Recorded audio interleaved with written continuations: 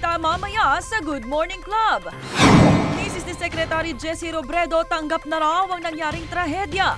Kalihim wala raw naging panghihinayang sa kanyang buhay. When the accident happened, maluwag sa kalooban kong tanggapin. Ngayon yung nakatakda para sa kanya. Pinasabi niya, kotang-kota na ako. Sabi niya wala na daw siyang panaginip para sa sarili niya. Sa mga anak niya na lang daw. And I think he was prepared to face the Lord. Mga labi ng piloto at may-ari ng bumagsak na eroplano na iuwi na sa Cebu. Bangkay ng Nepalese pilot na recover na rin. Dahilan ng pag-crash ng eroplanong sinasakyan ni na Secretary Robredo, tututukan ngayon ng mga otoridad. Robert Blair Carabuena nagsorry na sa sinapak niyang MMDA traffic enforcer na si Saturnino Fabros.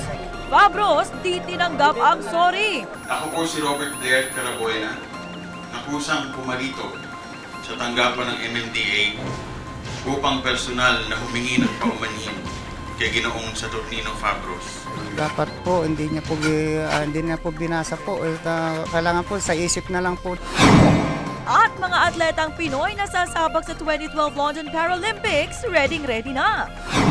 Yan at iba pang mga balita mamayang alas 5 ng umaga sa Good Morning Club.